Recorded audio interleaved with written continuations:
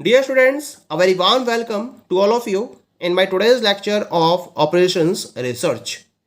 In today's lecture, we will discuss upon the topic methods of finding initial basic feasible solution for a transportation problem.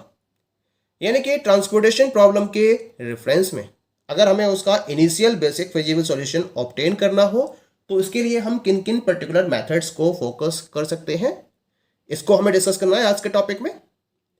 Several methods available हैं जिसके basis पर किसी भी दी हुई transportation problem के initial basic feasible solution को obtain किया जा सकता है, लेकिन उनमें से हम केवल 3 डिफरेंट मेथड्स को डिस्कस करेंगे।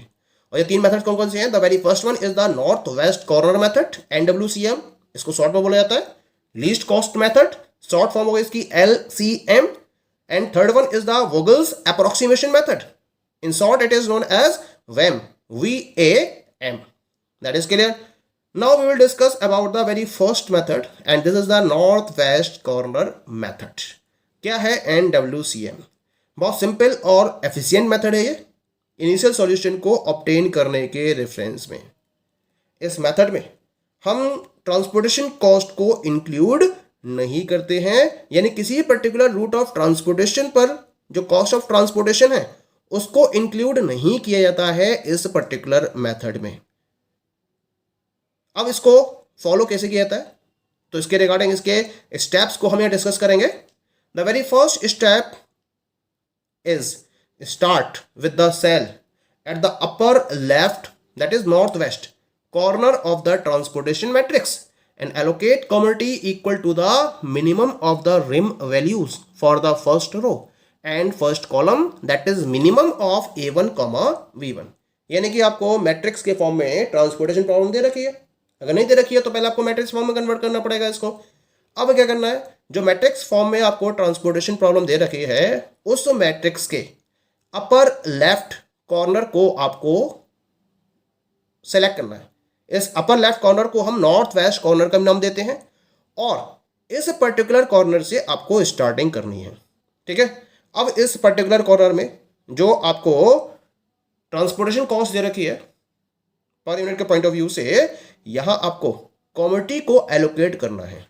और ये कितनी कमोडिटी होगी, क्योंकि हर पर्टिकुलर सेल के रेफरेंस में आपको सप्लाई भी दे रखी है और उसके करस्पॉन्डिंग डिमांड भी दे रखी है। तो जो आपको सप्लाई दे रखी है, ठीक है, वो दे रखी है रो में, जो डिमांड दे रखी है that is given you in the column. तो पहले आपको चेक करना है कि उस पर्टिकुलर एलिमेंट के करस्पॉन्डिंग सप्लाई कितनी है जिसको हम A1 से रिप्रेजेंट कर रहे हैं और डिमांड कितनी है जिसको हम B1 से रिप्रेजेंट कर रहे हैं।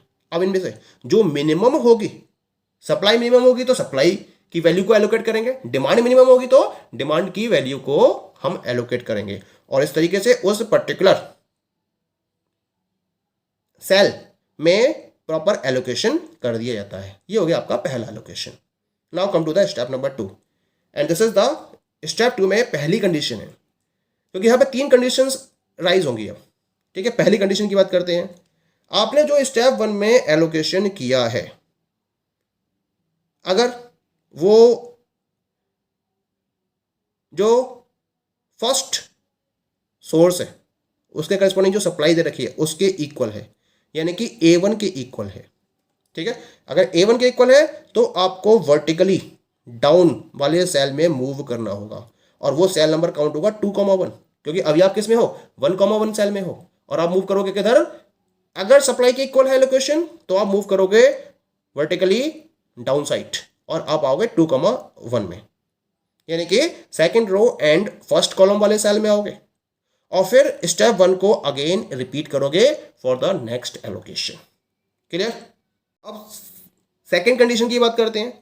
सेकंड कंडीशन में अगर स्टेप 1 में आपने जो एलोकेशन किया है वो डिमांड के इक्वल है, डिमांड का मतलब B1 के इक्वल है, यानी कि फर्स्ट कॉलम में जो डिमांड आपको दे रखी है अगर उसके इक्वल है तब आप क्या करोगे, आप हॉरिजॉन्टल डायरेक्शन में मूव करोगे और अब आप आ जाओगे सेल 1,2 में, यानी कि फर्स्ट रो और सेकंड कॉलम वाले सेल में, और इस पर्टिकुलर सेल में आप नेक्स्ट एलोकेशन के पॉइंट ऑफ व्यू से स्टेप 1 को अगेन रिपीट करोगे, ठीक है।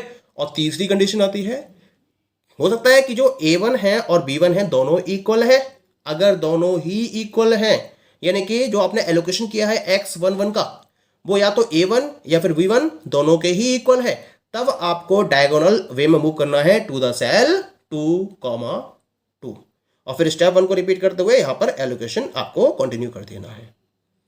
क्लियर हो गया step number 2। Then you will move to the step number 3। अब इस प्रोसीजर को आप स्टेप बाय स्टेप तब तक कंटिन्यू करोगे जब तक कि ट्रांसपोर्टेशन टेबल के साउथ ईस्ट सेल तक में एलोकेशन नहीं हो जाता है।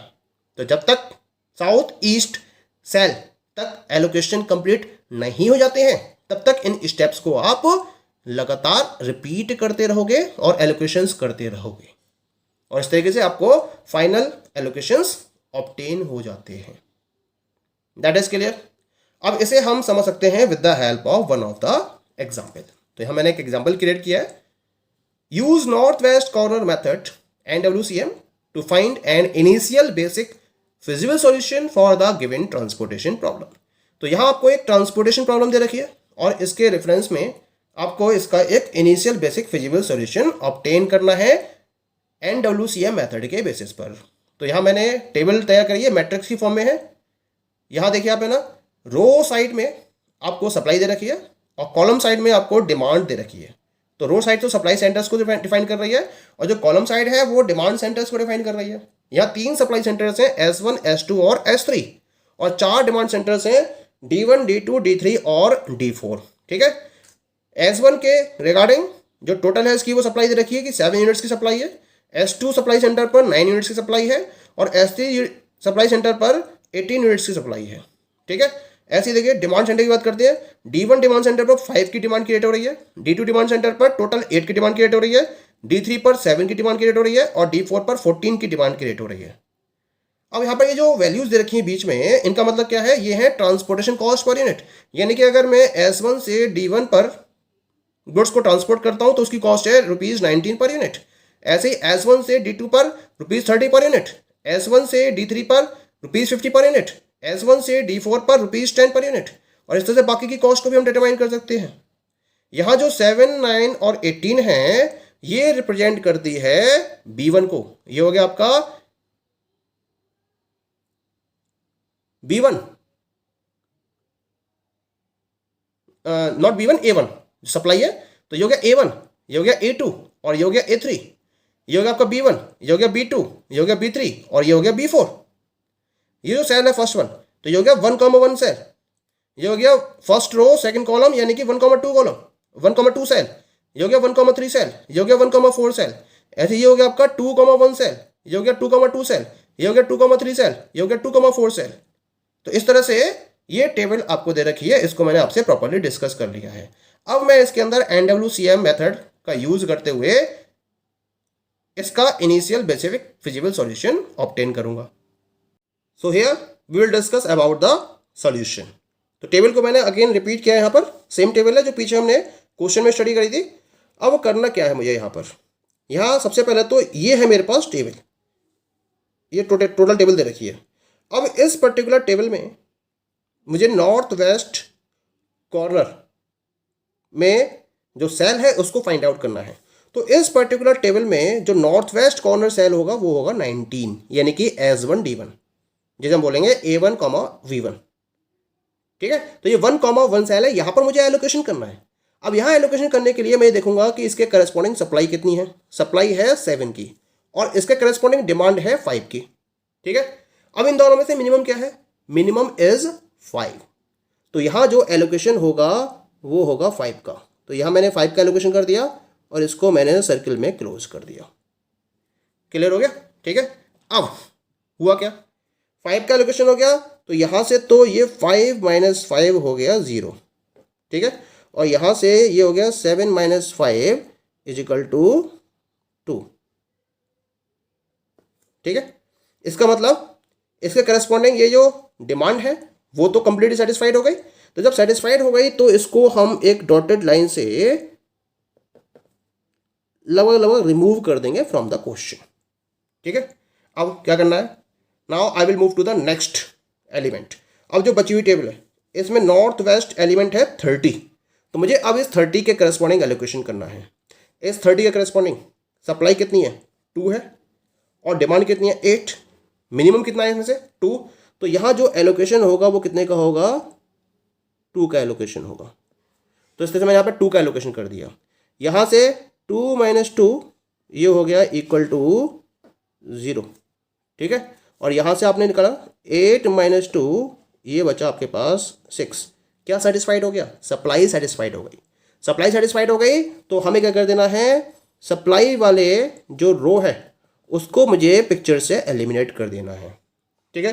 अब जो टेबल बची हुई है मेरे पास, this is the table which is remaining, इस टेबल में जो नॉर्थ वेस्ट एलिमेंट है इट विल बी 30 और इस 30 के करस्पॉन्डिंग जो आपके पास सप्लाई है दैट इज ऑफ 9 और जो डिमांड है दैट इज ऑफ 6। तो यहां मैं करूंगा एलोकेशन कितने का 6 का, क्योंकि 6 इसमें से मिनिमम वैल्यू है। 6 माइनस 6 हो गया ये आपका इक्वल टू 0 और यहां से आपने 9 माइनस 6 कर दिया, this is equal to 3। Satisfied क्या हो गया, D2 कॉलम सेटिस्फाइड हो गया। तो इसका मतलब आपको इस D2 कॉलम को पिक्चर में से एलिमिनेट कर देना है। डॉटेड लाइन से मैंने इसको रिप्रेजेंट कर दिया, ठीक है। अब जो टेबल बची है मेरे पास, ये टेबल बची है इतनी, इस टेबल में से नॉर्थ वेस्ट एलिमेंट हो गया आपका 40 यानी कि 2,3 सेल और इस 2,3 सेल के करस्पॉन्डिंग जो सप्लाई है वो है 3 की और जो डिमांड है दैट इज ऑफ 7। सप्लाई है 3 की और डिमांड है 7 की, तो यहां से मैं 3 का एलोकेशन करूंगा इसके करस्पॉन्डिंग। क्लियर हो गया, 3 का एलोकेशन करोगे, यहां से 3 माइनस 3 यानी कि ये बचा 0 और यहां से 7 माइनस 3 यानी कि बचा आपके पास दैट इज इक्वल टू 4। क्या सेटिस्फाइड हो गया, S2 कॉलम S2 रो सेटिस्फाइड हो गई। तो इस S2 रो के करस्पॉन्डिंग मैंने एक डॉटेड लाइन को रिप्रेजेंट कर दिया, इसका मतलब S2 रो यहां से एलिमिनेट हो गई। अब क्या करना है, जो बाकी के बचे हुए एलिमेंट्स हैं टेबल है उसमें से जो नॉर्थ वेस्ट एलिमेंट है वो है आपका 70 के corresponding supply is of 18 and demand is of 4। Minimum कितना है दोनों में से 4, तो 4 का एलोकेशन किया जाएगा और इसे मैंने इस तरह से सर्कल कर दिया। माइनस कर दीजिए, 18 माइनस 4 कितना बचा आपके पास, ये 14 और यहाँ 4 माइनस 4 कितना बचा ये आपके पास 0, ठीक है। क्या सेटिस्फाइड हो गया, D3 कॉलम सेटिस्फाइड है। तो इस D3 कॉलम से मैंने डॉटेड लाइन को पास कर दिया, तो इसका मतलब ये D3 कॉलम यहाँ से एलिमिनेट हो गया। अब केवल और केवल एक ही एलिमेंट बचा है आपके पास लास्ट में and this is equal to 20। केवल एक ही सेल बचा है and this is the 3,4 cell, S3,D4 cell. और इस S3,D4 सेल के करस्पॉन्डिंग सप्लाई चेक करो 14 और डिमांड चेक करो 14, दोनों ही इक्वल है। तो रिम कंडीशन हमारी यहाँ सेटिस्फाइड हो गई है। इसका मतलब यानी कि लास्ट में जो एलिमेंट बचता है अगर उस पर जितनी सप्लाई है उतनी ही डिमांड हो तो इसका मतलब रिम कंडीशन हमारी सेटिस्फाइड है। अब हम 14 का एलोकेशन कर देंगे।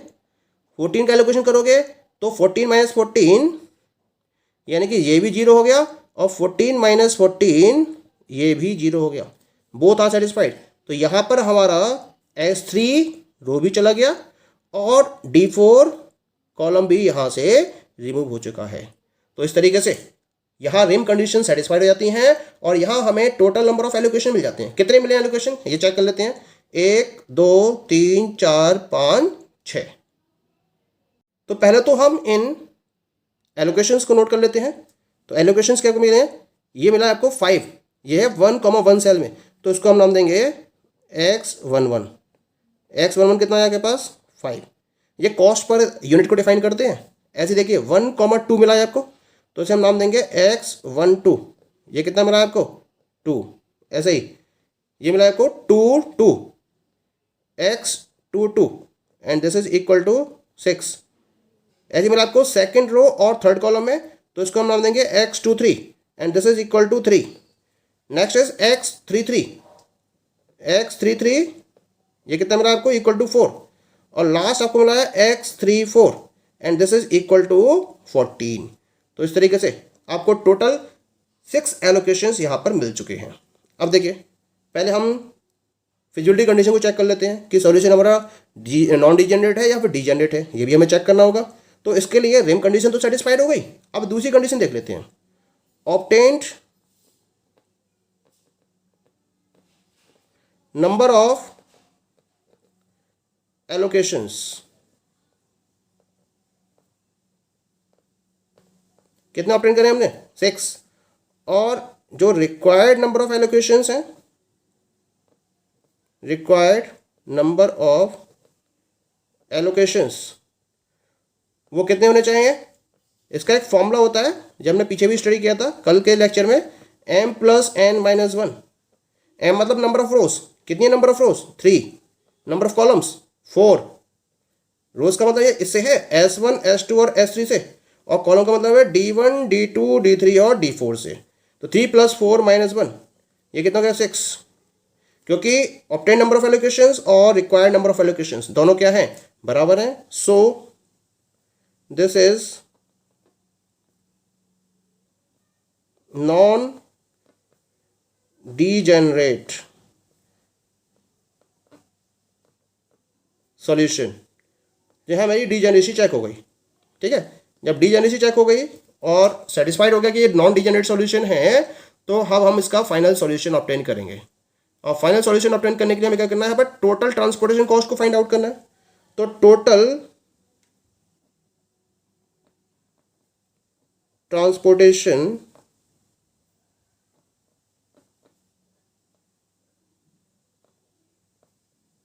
कॉस्ट, इसका फॉर्मूला समझ लीजिए। इसका फॉर्मूला होता है summation of CIJ into XIJ, यानी कि जहाँ जहाँ एलोकेशन हुआ है हम केवल उन्हीं सेल्स को कंसीडर करेंगे। तो जो 19 30 50 10 ये दे रखा है, इसको हम बोलते हैं कॉस्ट पर यूनिट, और इसको हम CIJ से रिप्रेजेंट करते हैं। और जो नंबर ऑफ यूनिट्स एलोकेट हुई हैं इनको हम X से रिप्रेजेंट करते हैं, ठीक है। तो इसका मतलब हम इंक्लूड करेंगे सेल 1,1 को। तो यहाँ CIJ दे रखा है 19 और XIJ आया है 5, तो ये आएगा 19 इंटू 5 प्लस, ऐसी हम बात करेंगे 1,2 सेल की। यहाँ CIJ है 30 और XIJ है 2 प्लस, अब हम बात करेंगे सेल 2,2 की। यहाँ CIJ है 30 और XIJ है 6। ऐसी हम बात करेंगे सेल 2,3 की। तो यहाँ C की वैल्यू है 40 और इसके करस्पॉन्डिंग X आया है निकल के 3। ऐसी बात करेंगे हम नेक्स्ट सेल यानी कि 3,3 जो ऑक्यूपाइड सेल है, इसके केस में ये वैल्यू जाएगी 70 into 4। Next will be 3,4 cell, तो इसकी वैल्यू जाएगी 20 इंटू 40। That is clear. अब इनका मल्टीप्लाई कर लेते हैं पहले, 19 पंजे 95, 30 इंटू 2 यानी ये 60 जाएगा, 30 इंटू 6 ये आएगा 180, 40 इंटू 3 ये आएगा आपके पास 120, 70 इंटू 4 यानी ये आएगा 280, और प्लस 14 इंटू 20 यानी कि ये भी आएगा 280। अब इसका हमें फाइंड आउट करना है टोटल फाइंड आउट कर लीजिए, और ये इसका सॉल्यूशन आएगा। तो टोटल आएगा इसका 5, यहां पर आ गया, ठीक है। नाउ 8 और 8 16, 8 और 8 16 और 2 18 और 8 26 और 6 32, 32 और 9 41, 1 4 और 2 6 और 2 8 और 1 9 और 1 10, 1015 रुपीज़ के टर्म्स में। ये वो चेक कर लेते हैं। आंसर इसका 0 5 ये आ गया, 8 और 8 16 और 2 18 और 8 26, 26 और 6 32, 32 और 9 41 का 1 हासिल है 9, 9 और 2 11 और 2 13 और 1 14 और 1 15,